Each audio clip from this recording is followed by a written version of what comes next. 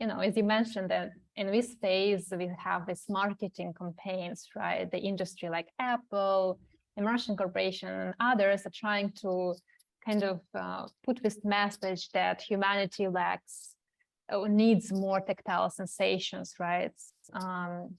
And that tactile interfaces or displays can alleviate that need for more tactile sensations, right?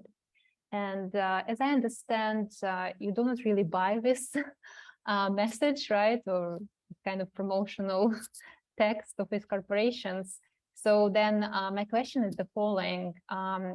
If humanity does not really need more tactile sensations, then what is the real benefit of tactile interfaces or displays?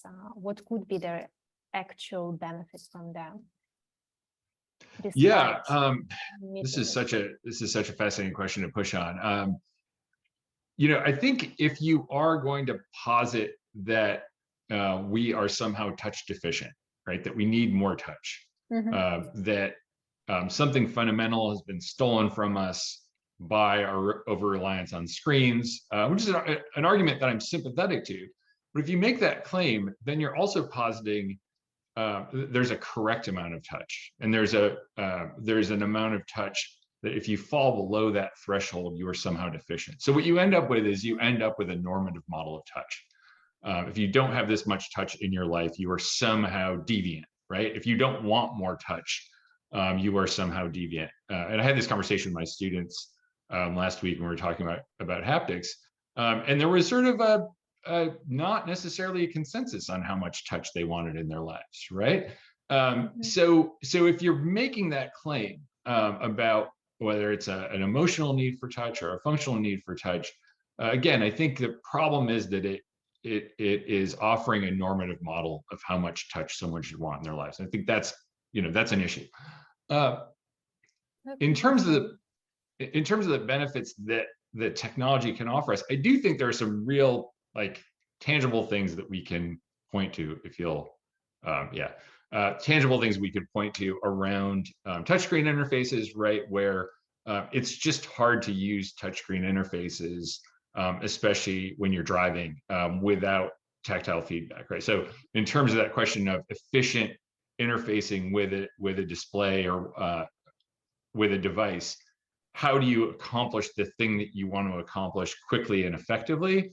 I think there's some real benefit to touch feedback there that is, again, contextually specific, application specific, that we can point to and say, yes, adding touch feedback here, we took it away when we went away from physical buttons, knobs, and sliders. So there are some benefits to adding back something that approximates those sensations. I think, again, in those very narrow circumstances, we can point to haptics and say there's a real benefit here. So it's about functionality more than kind of emotional, affective need that is so appealing to marketers. Yeah, I mean, I think I'm not minimizing the importance of touch and affect, right? I do think it's really powerful. I just don't necessarily think that it's universal, right? And people's reactions to the pandemic and to social distancing are really illustrative here, right? You have some people who were really hurt by this sudden withdrawal from interpersonal affective touch, and you have other people who were just very content to not have to be compelled to touch people, right? So that sort of forced social touch. Oh, I didn't want to shake this person's hand, but I was expected to, so I did. I didn't want to hug this person, but I was expected to, so I did. All these power dynamics that play out in our experiences of interpersonal touch, I think people who study haptics in the lab neglect those power dynamics. I think hapticians tend to have a very weak theory of power. And as such, they overestimate the amount of touch that people want in their lives. Well, yeah, because I think, and I can talk probably a little bit for people in the lab, because we are so much into this field, we want it to be there, right? We want to invest in it. So we definitely are believing in certain things more than probably necessarily needed. But and I also noticed in the research communities during the pandemic, lots of researchers are quoting right now this pandemic, post-pandemic need for more touch. Look, during COVID, the touch was so much needed. That's why haptic tech is needed. So there is a link, right? So people try to kind of justify, and I mean, we'll see how it goes. As you say, it's a normalized way of seeing things in that sense. So, yeah, thanks for sharing on this part. Could I just, because you brought up we're talking about the pandemic a little bit. I think it's really, it's significant that during the pandemic, there was no successful haptics technology that was deployed to, right? So you have this research field that's been around for, let's just talk about, computer haptics. It's been around for 30 years by the time the pandemic hits. I go out, I buy a webcam to put on my desk. I buy like a nice microphone to put on my desk for my Zoom setup so that I can have this better audio visual interface.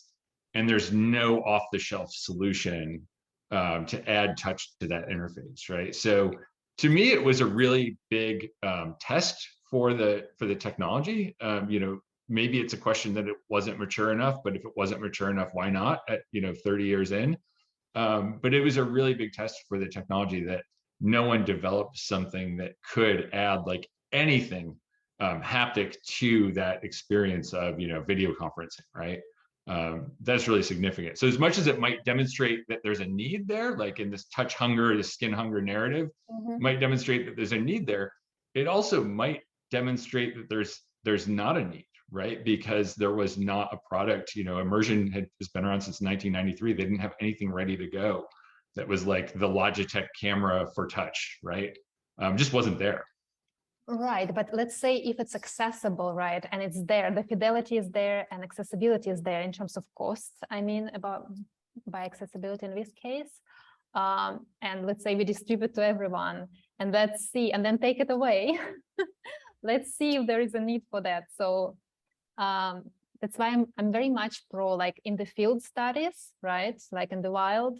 Because one thing is in the lab to understand the fundamentals, but then when you launch it in the field, in the real life, you discover so much more, right? About the context, about kind of real needs, and how it has been used. So we'll see how it goes. We need more tech, maybe. I don't know.